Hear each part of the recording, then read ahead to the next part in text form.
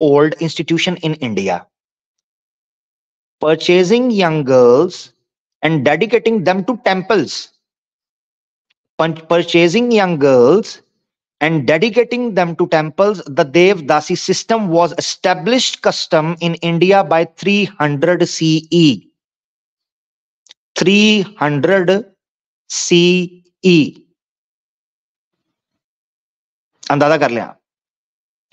These girls often served as objects of sexual pleasure to the temple priests and pilgrims. Generally, prostitutes tend to come from the less educated classes of women, including single abandoned girls and economically distressed women.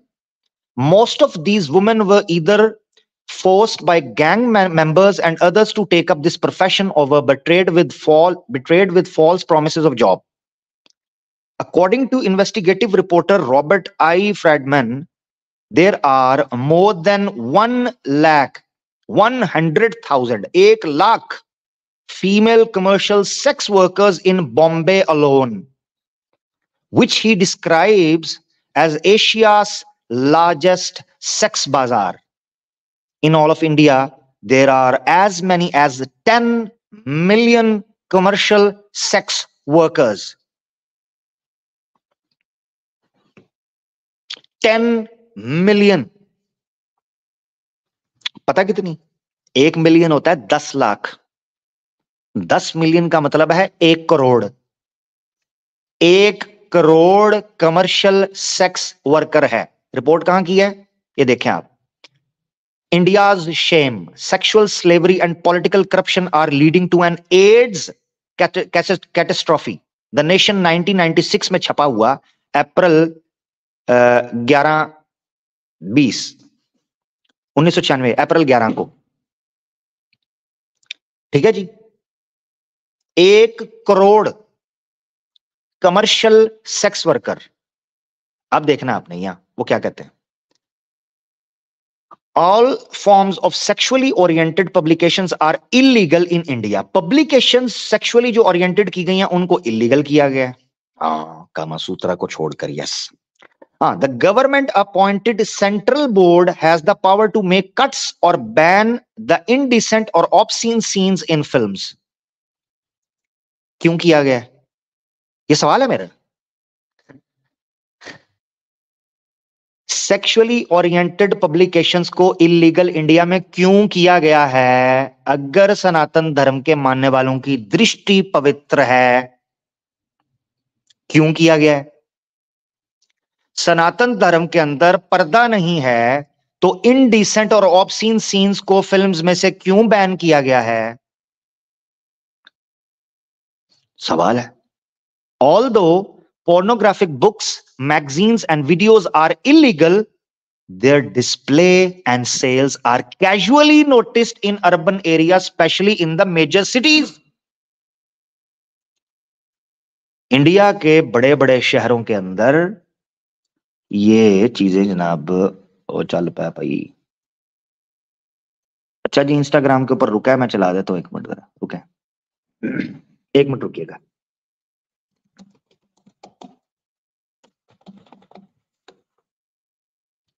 इसको मैं ना जरा Instagram पे 1 घंटे बाद इन्होंने सही तमाशा फड़ाया हुआ है साढ़े नाल.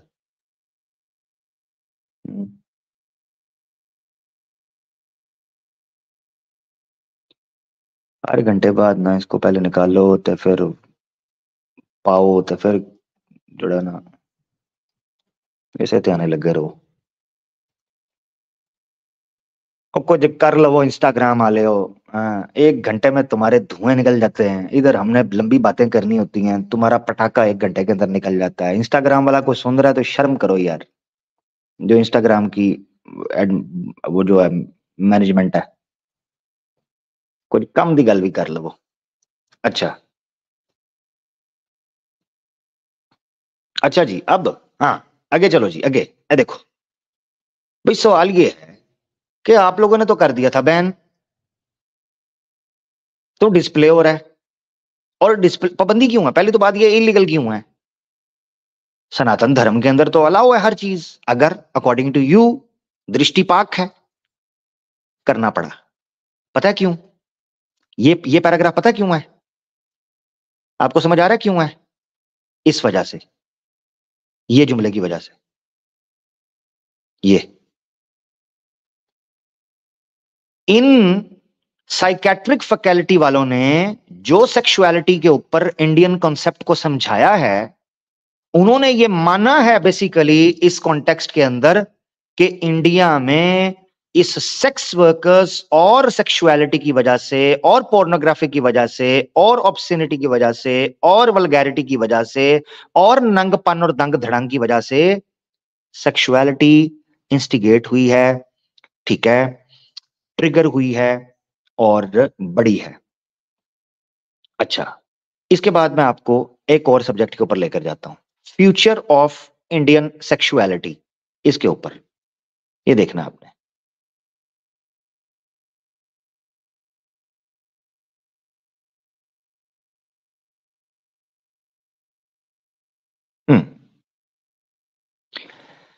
ये देखें जी, the famous Indian sensuality quoted instantly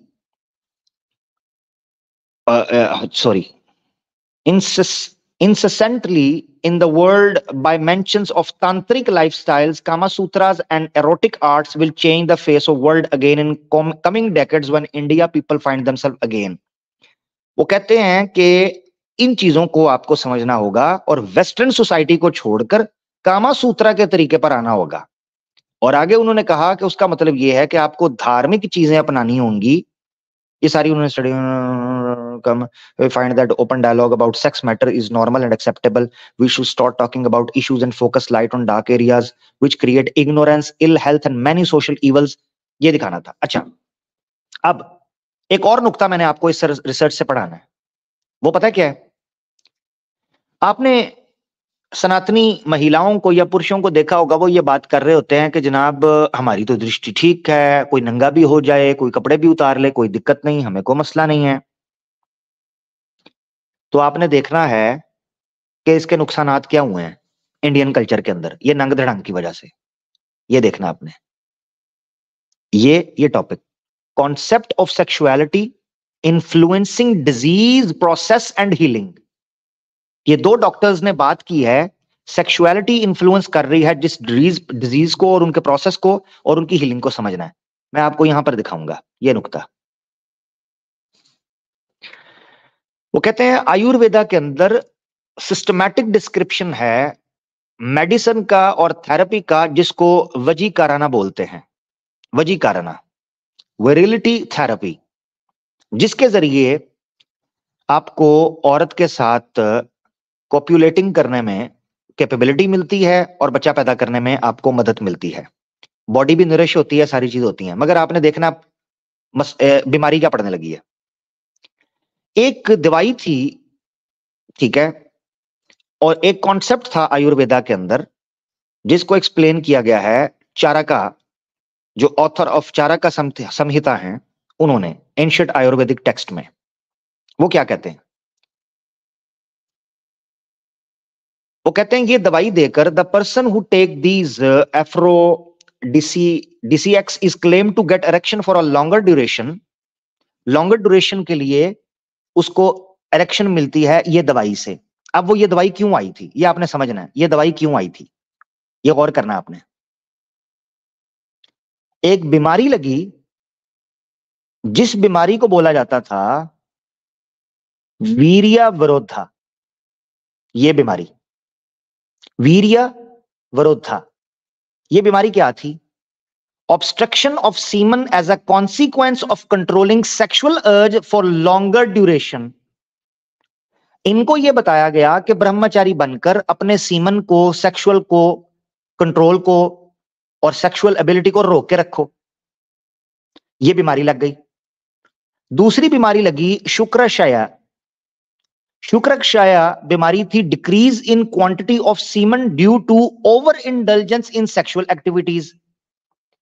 दूसरी बीमारी इंडियन यूथ को यह लगी, यानी हिंदू यूथ को खासतौर पर यह लगी, क्योंकि हिंदू कल्चर डिस्कस हो रहा है यहां पर। वो बीमारी ये लगी शुक्रक्षय, जिसका मतलब यह था कि सीमन, जो रिप्रोडक्शन के लिए सीमन यूज होता है, स्पर्म नहीं सीमन, तो सीमन जो यूज होता है वो बार बार सेक्स करने की वजह से, प्री मैरिटल या एक्स्ट्रा मैरिटल काम चुकने की वजह से, वो सेक्सुअल एक्टिविटीज की वजह से डिक्रीज हो जाता है सीमन की क्वांटिटी के अंदर। सो दिस में इवेंचुअली लीड टू क्लिबिया इंपोटेंसी, नपुंसकता की तरफ लेके जाता है। तो इस तरह के लिबिडो एनहेंसर्स, यानी बस दबे दबे अल्फाज के अंदर कहता हूं, टाइमिंग को बढ़ाने के लिए और आपका जो प्राइवेट पार्ट है उसको स्ट्रांग रखने के लिए मर्दों के लिए इन्होंने दवाइयां तैयार की। क्यों करनी पड़ी थी? पता क्यों? क्योंकि बार बार बार बार वहां दासी देवदासी और नियोग प्रथा और इस तरह के मल्टीपल जो है ना पार्टनर्स की वजह से ये इनके अंदर ये काउंट गिरते थे। तो आयुर्वेदा के अंदर ये दवाइयां लिखी हुई हैं। अब यहां मैंने आपको एक चीज बतानी है जिसको आपने समझना है कि इन्होंने इस बीमारी का इलाज कहां से निकाला। अब आपने गौर करना है, ये आपके लिए इंपॉर्टेंट इंफॉर्मेशन होगी। वो कहते हैं इन चीजों के लिए आपको कुछ खाने रोकने थे, ठीक है? ये जिन लोगों को ये एनहांसर्स चाहिए, नॉट कंज्यूम्ड बाय सब person regularly and consumption of spicy salt and hot food that increase pitta and destroy shukra, semen को डिस्ट्रॉय करे। अब आपने देखना है कि जो फूड नपुंसकता को खत्म करने के लिए, नपुंसकता को खत्म करने के लिए जो फूड सजेस्ट किए गए हैं, ये देखने हैं food suggested which facilitate this therapy. जो पुरुष बनाने की थेरेपी में जो फूड मदद करते थे उनमें से था milk, meat soup, boiled rice along with ghee oil, meat juice, sugar and honey। लो जी, ये देखो, यखनी पीनी है और मीट जूस, कीमा निकाल के ये काम करना है। लो जी, नपुंसकता जिस बीमारी के कारण आई थी उसका इलाज आयुर्वेदा के अंदर गोश्त खाना लिखा हुआ है। ये रिसर्च बता रही है, हिंदू डॉक्टर्स हैं, मुस्लिम नहीं है, ये आपके सामने है। Meat soup, meat juice, boiled rice, जो बृहद आर्यन का उपनिषद के अंदर भी लिखा हुआ है। ठीक हो गया? ये रिसर्च बताने का मकसद क्या था? बेसिकली ये ऑथेंटिक रिसर्च है दो स्कॉलर्स की। ये बताने का मकसद क्या था, इसको समझ ले। ये बताने का मकसद ये था कि जब प्राचीन काल में औरतों के साथ नियोग के नाम पर, देवदासी के नाम पर, ठीक है, पुनर्विवाह के नाम पर, देवर भाभी के नाम पर और दूसरी प्रथाओं के नाम पर जो काम किए जाते थे, उसका नतीजा ये निकला, उसकी वजह से नपुंसकता का जो रोग है, वीर्या विरोधा, ये चीजें बहुत ज्यादा फैलना शुरू हो गई।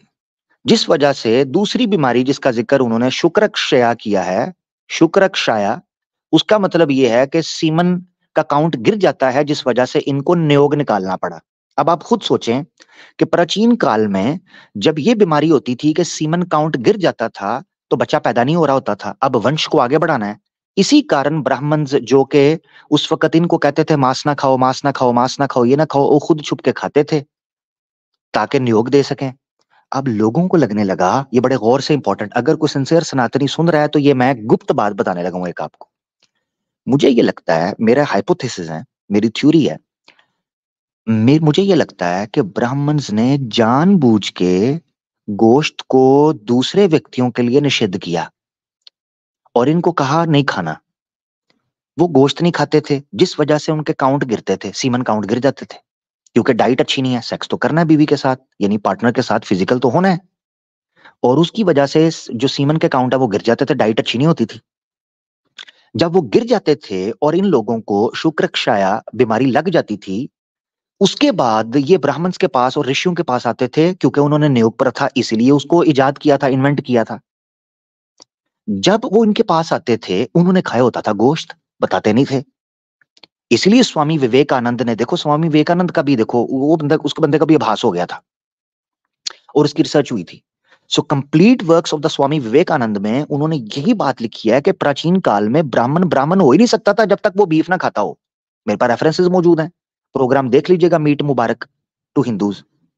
मुझे ये लगता है कि ब्राह्मण्स खाया करते थे, दूसरों को मना करते थे। जब उनका सीमन काउंट गिरता था, नपुंसकता होती थी, वंश आगे नहीं बढ़ता था, उन्होंने न्योग प्रथा इन्वेंट की ताकि वो इनोसेंट सनातनी औरतों और मर्दों का एक्सप्लॉयटेशन उनकी कर सकें। उफ, ताकि वो देखें कि जिन महिलाओं के बच्चे नहीं हो पा रहे, जिन पुरुषों के बच्चे नहीं हो पा रहे, उनको कहा जाए हमारे पास लाएं, हम नियोग करेंगे। अब गौर से समझना है, लोगों को नियोग प्रथा में ब्राह्मण्स के द्वारा जब पुत्र उत्पन्न होकर मिलने लगे तो उनको लगा कि ब्राह्मण तो चमत्कारी हैं, ऋषि तो चमत्कारी है, गुरुजी तो चमत्कारी हैं। अब चमत्कार गुरुजी में नहीं, बीफ में था, मीट में था, वो उनको खाने से रोक दिया था। अब खुद ही देखो, मेरी बात सुनो, खुद ही सनातनी कहते हैं, नहीं कहते हैं कि मुसलमान रिप्रोड्यूस बड़ा करते हैं, खुद ही बोलते हैं ना। इंडिया के मुसलमानों को ये ताना देते हैं ना कि तुम लोग 10 बच्चे निकाल देते हो, इतने बच्चे, इस्लाम इसीलिए बढ़ गया, खुद ही कहते हो ना। तो बीफ ही तो मीट ही तो खाते हैं। अब खुद सोचो, तुम लोगों को रोका हुआ है, तुम लोगों को रोका हुआ है। आप लोगों का स्वामी बारासिंगा आनंद खुद वीडियो में आकर बोलता है कि तुम लोग बकरों को छोड़ देते हो, गाय को छोड़ देते हो, वो किसी चर्च में चला जाता है, किसी मदरसा में बकरा चला जाता है, उसको काट कर मुल्ले खाते हैं और बच्चे पैदा करते हैं। वही हमारे किसी हिंदू बच्चे के पेट में जाएगा तो वो शक्तिशाली और बलवान बनेगा। ये बारासिंगा ने बोला हुआ है, वीडियो मौजूद है। खैर, वापस आ जाते हैं। तो टॉपिक आपने समझ लिया, ये चीजें रखना मकसद था। इसके बाद ये रेफरेंस आपने देख लिया है। मैं देखता हूं कि कोई और चीज में, हाँ देखो कितनी चीजें हैं। अब आपने एक चीज समझनी है, वो ये है कि आर्य समाज ने एक नुक्ता बयान किया है जिसको मैं आपके सामने रखना चाहता हूं।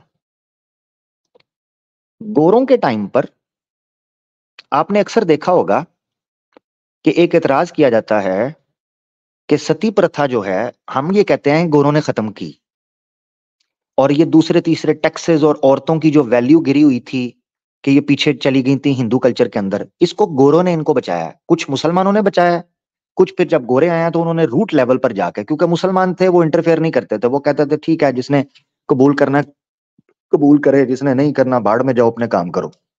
गोरों ने ये किया कि गोरों ने सिस्टम बना दिया था ब्यूरोक्रेसी का, और एक हायरार्की सिस्टम बनाया था जिसके तहत root level, grass root level तक उसका इन्फ्लुएंस और उसका एक इफेक्ट आपको नजर आता था सोसाइटीज में, गांवों के अंदर। ये वो लोग बदलने लगे, पेंट शर्ट आ गई और पेंट कोट आ गया, टाइयां लगने लगी, ये सारी चीजें हुई। अच्छा, वरना मुगलों के जमाने के अंदर अगर मुसलमानों का मामला होता तो इन्होंने जुब्बे पहने होते, अगर ये समझते हैं कि वो जुब्बे पहनते थे या शलवार कमीजें पहनते थे तो ये सब पहनते होते, मगर नहीं।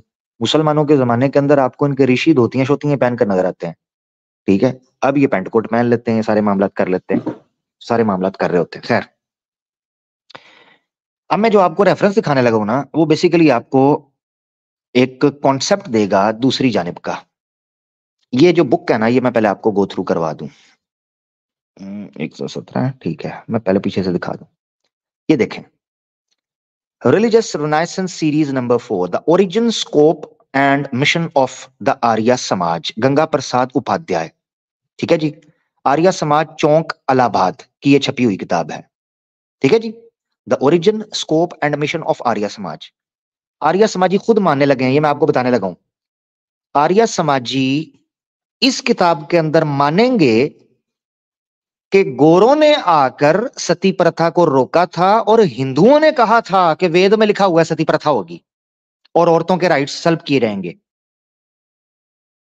ये सब चीजें ये मानने लगा है। फिर स्वामी दयानंद सरस्वती ने गोरों के बाद ये बताया आकर पंडितों को कि तुम जो वेद वगैरह की बात कर रहे हो, सती की या दूसरे तीसरे पर्दे, ये सारी चीजें डाल रहे हो, ये चीजें इस तरह कोई नहीं है, इस तरह के मामले नहीं है, तो जरा पीछे हट जाओ। ये देखना जरा, अब वो क्या कहता है। पहले आपने देखना है, यहां पर स्वामी दयानंद सरस्वती के बारे में कहा जाता है कि उसने आकर जो है ना हिंदू सॉलिडारिटी के ऊपर उनकी जो कॉन्ट्रीब्यूशन उस पर बात की। अब ये देखना जरा, ये क्या कहता है। They were not taught the Vedas, यानी औरतों के बारे में स्वामी दयानंद नहीं, ये गंगा प्रसाद उपाध्याय लिख रहे हैं, मगर आर्य समाज के बारे में और स्वामी दयानंद की मेहनत के बारे में। तो सुनना आपने वो क्या कहते हैं। They was posed to low for sacred studies. औरतों के बारे में यह समझा जाता था कि वो बड़ी टुच्ची और छोटी हैं कि वो पवित्र शास्त्रों को पढ़ सकें। A man could marry several wives at the same time. ठीक है, मर्द तो पॉलीगमी कर सकता था। A widower could marry any number of times but even a child widow had to keep enforced widowhood. बेवा बेवा ही रहती थी। शी वॉज केप्ट इन पर्दा। ये देखें, स्वामी दयानंद कहता है कि गोरों के आने से पहले she was kept in the पर्दा, वो पर्दे में रहती थी। ठीक है, these disabilities might have been knowingly introduced at a time when social and political downfall of the Hindus compelled them to have recourse to such tactics in order to defend themselves. अब यहां से मैं skip करके आपको लेके जा रहा हूं। स्वामी दयानंद ने कहा औरतें भी वेदास पढ़ सकती हैं और औरतों को सामने आना चाहिए, और औरत जो है वो सेक्रेड थ्रेड जो धागा बांधते हैं ब्राह्मण, वो बांध सकती है, किताबें पढ़ सकती है, शादी में फ्री चॉइस होगी, और जो बेवा होती है उसको रीमैरिज भी वो कर सकती है। हालांकि मैंने एक प्रोग्राम के अंदर आर्य समाज के अंतिम नमाज में रेफरेंस दिखाया है कि स्वामी दयानंद सरस्वती ने ऋग्वेद का जो भाष्य का भूमिका लिखा है उसमें ऋग्वेद से सिद्ध किया है कि विवाह बस एक ही बार होगा। ठीक है, उसके बाद अगर पुनर्विवाह करना है तो उस पर इन्होंने कुछ कंडीशंस लगाई हैं। अभी वो टॉपिक नहीं है, वरना मैं बताता, उसमें मैंने डिस्कस किया है, कोई प्रोग्राम देखिएगा आप। अब ये देखें क्या लिखते हैं, पर्दा इज अ क्रूएलिटी। पर्दा इज क्रूअल्टी। पर्दा करवाना ये जुल्म है, ये आर्य समाज का मानना था। ठीक हो गया। अब यहां पर लिखा हुआ है वन, ये वन, इसमें आपने देखना है सत्यार्थ प्रकाश तीसरे और चौथे चैप्टर में, सत्यार्थ प्रकाश में इस चीज को डिस्कस करते हैं। ये पर्दा क्रूअल्टी है। अब मैंने बस आपको वो समझाना है थोड़ी देर में, तो आपने देखना है कि इवन आर्य समाजी किस तरीके से डील करते हैं औरत को और मर्द को अकेले रहने में और उनके मामलात में। ये आपने डिस्कस हम करेंगे। अच्छा,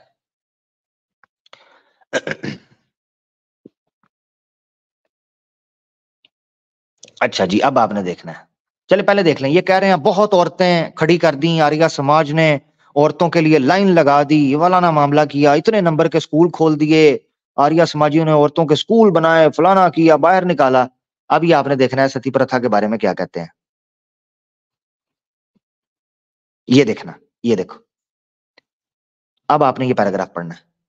सती प्रथा, the so called Sati system, Sati system or the burning of a living widow with her dead husband at the pyre was the most horrible custom among the Hindus. Okay जी, गौर से, horrible custom among the Hindus किसने खत्म किया?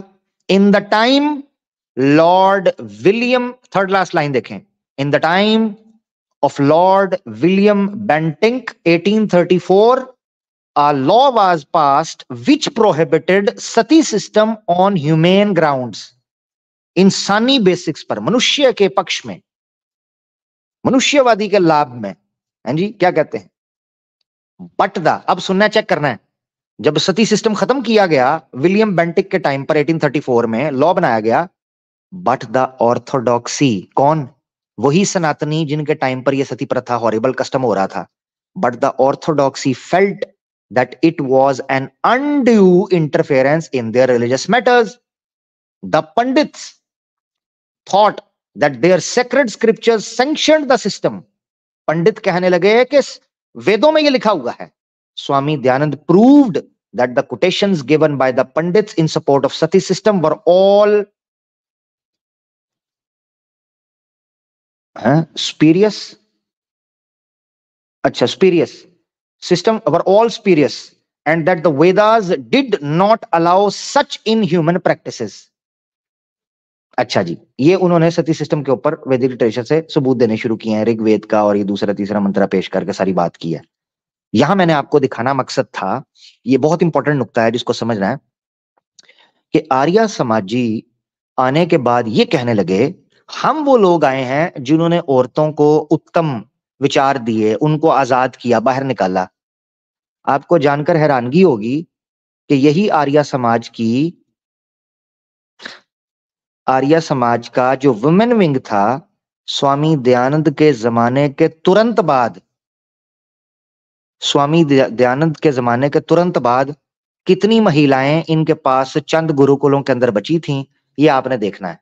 ये मैं आपको दिखाने लगा हूं। ये वैल्यू थी द स्त्री समाज और द वुमेन्स आर्या समाज। पहले मैं आपको पीछे लेके जाता हूं, ठीक है। ये बुक है,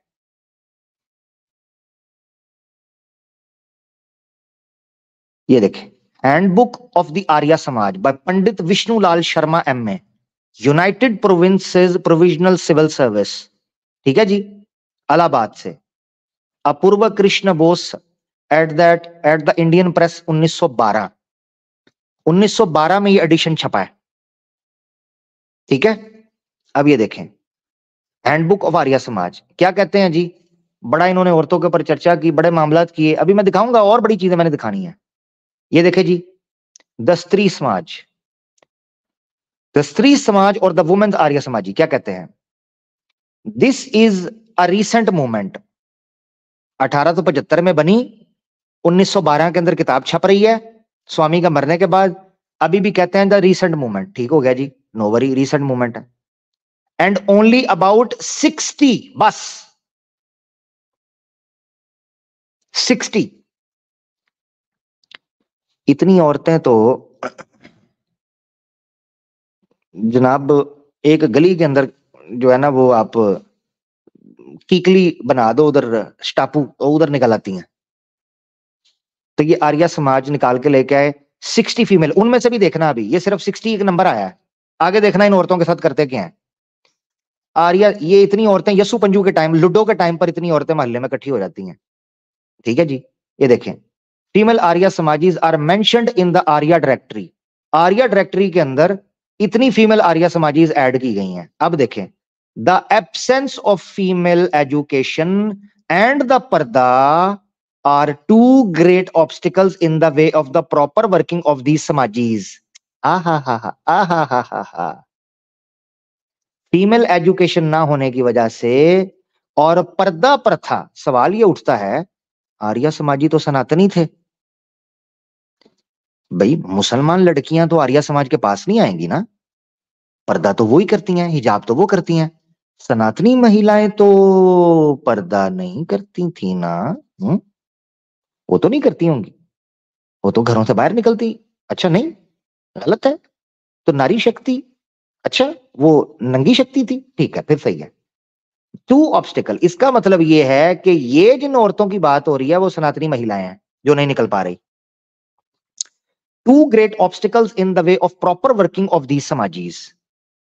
अब चेक करना है, it is some satisfaction to find that as many as 15 ladies, ये 60 थी, 60 में से 15 ladies are named in the Arya directory who are willing to attend the anniversaries of Stri Samajis. सिर्फ 15 लड़कियां, पूरे हिंदुस्तान में पता नहीं।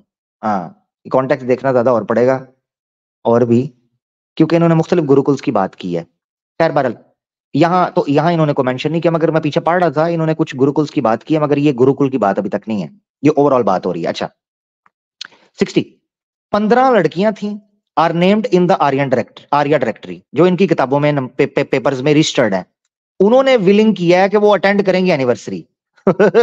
अब देखे, 60 से कितनी हुई, 15, अच्छा जी, 15 में से some of them have no objection in addressing male audience. ये देखो, इनमें से भी कुछ ऐसी हैं जिनको कोई ऑब्जेक्शन नहीं है कि वो पिछवाड़ा दासी बनकर स्टेज पर, सॉरी कहीं मेरी, मैंने बताया था थोड़ा आज मैं ख्याल रखूंगा, जो डेढ़ शानियां बनकर, some of them no objection, Arya समाजियों की खवातीन वो मेल ऑडियंस को एड्रेस करेंगी। मेरा सवाल है, 60 का नंबर दिया, 15 का नंबर दिया, ये जो मेल ऑडियंस को कर रही हैं इनको सम क्यों बोला है? 1, 2, 3, 5, 10, 12, 14, 15 के अंदर अंदर से सम होंगी ना, नंबर क्यों नहीं दिया? पता है क्यों?